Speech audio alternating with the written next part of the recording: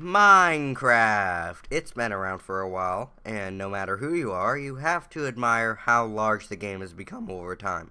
The community has grown to tremendous numbers, and YouTube has slowly gotten oversaturated with pointless Let's Plays. Isn't that wonderful? Well, while those aren't terribly original, one thing I can say is truly original are the various maps the community has pushed out over the game's lifespan. And one of my favorite Minecraft map series out there is the Diversity Trilogy made by the legendary QMagnet and his team.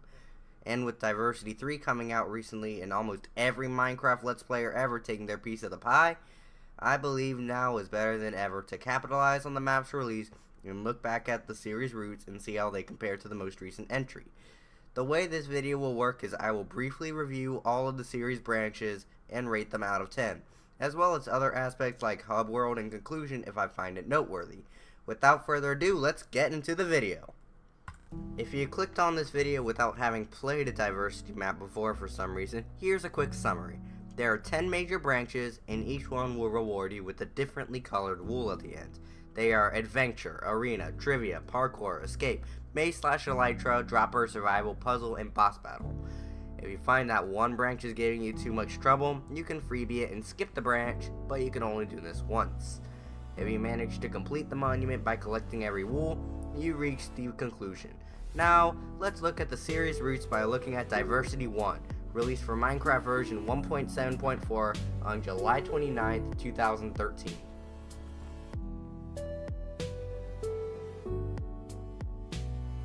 Booting up Diversity 1 for the first time, we are immediately greeted with an iconic white room with a chest in the center. Opening the chest will open up the door to the monument room. You gain the introduction wool, place it into the chest, and start the monument, thus granting access to the other 10 branches and the freebie room. This intro sequence is nearly perfect. It sets up what the map will be like, introduces the player to the monument, and sets up how to build said monument. And all of this is explained without holding the player's hands. It doesn't need to because it's so brief and linear, and when the player sees the hub for the first time, they know exactly what to do.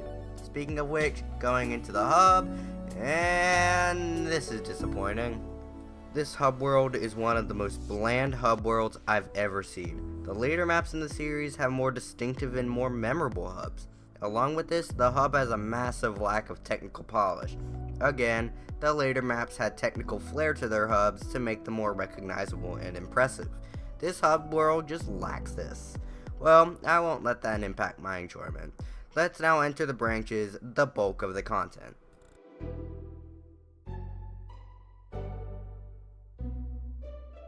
Entering the adventure branch, we are immediately greeted by an NPC with a fourth wall breaking joke. This is a common theme I've noticed through this branch. All of the NPCs break the fourth wall quite often and make some relatively funny jokes. Worth mentioning, for an adventure branch, there are no real enemies or any form of direct combat. Maybe QMagnet wanted to save it all for the arena and boss battle branches, but taking away the combat takes a bit of the adventure away. But I really appreciate the decision to focus more on the simple, yet funny story. Finally, you also get the option to choose multiple routes, both of which will give you the orange wool eventually. Overall, for its effective humor, but lack of combat and it being very short, I'm giving this branch a 5 out of 10.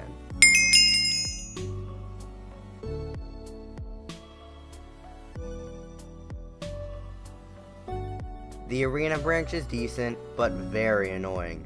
I would rant on about why this branch isn't so great, but OBS decided to go on lunch break and I don't have enough footage to go off of. Bummer, I know.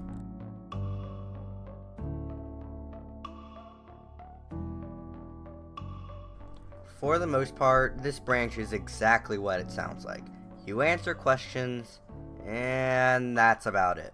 There's not really much to add other than the fact that it sets a checkpoint every 10 questions instead of every question in general, thus forcing you to re-answer the questions you already know if you mess up. The later trivia branches in the series did this, and it made those branches much more enjoyable. Overall, for not being noteworthy but kind of annoying at the same time, this branch gets a 4 out of 10.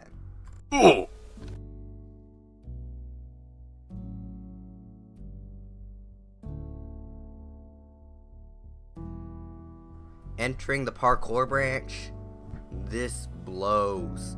This has got to be some of the worst parkour I've seen in a Minecraft map.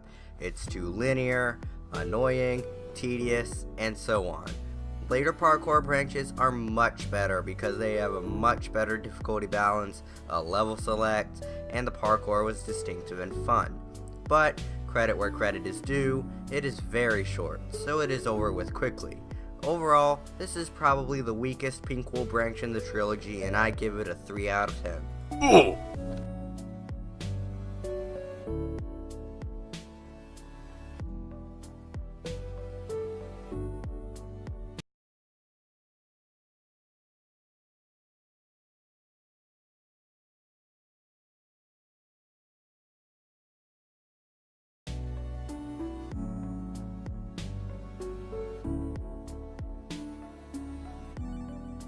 Gotta love how we have two back-to-back good branches. Well, this branch is exactly what it sounds like. It's a series of linear dropper levels, and at the end of it all you gain the blue wool.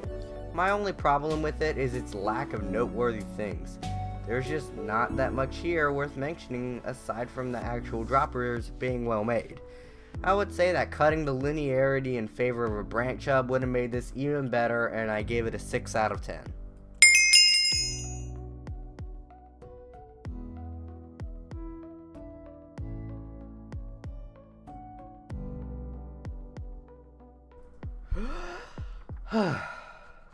Okay, not only is this my least favorite branch in Diversity 1, but my least favorite branch in the entire trilogy. I get it, mazes are hard to make fun, but it would be better to make it boring than annoying. And by that, I of course mean this level. I think you can tell what the problem is here. It's the lava. Is this what passes off as challenge? This is just annoying! I ultimately freebied this one because of how disorienting and annoying this lava level is. This branch could have been so much better if Key Magnet simply removed the lava. 2 out of 10.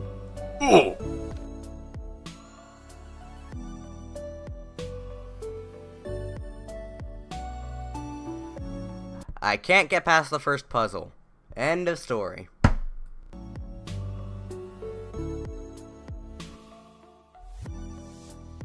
I don't have footage for this one. To my knowledge, it's just regular Minecraft survival, but with fetch quest elements. Not much to mention.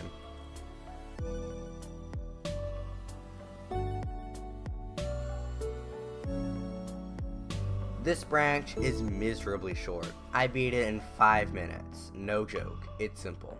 All of your gear is just given to you, you enchant it, and you defeat a wither in a cage.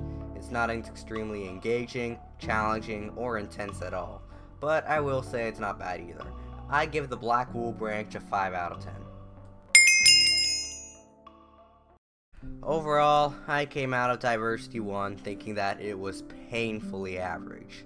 It does have great moments like the escape and dropper branches, but the map suffers from a lack of identity in several aspects. All of the branches blend into each other, making the branches too similar to be memorable. Heck, before replaying this map for the video, I already forgotten several moments from the branches.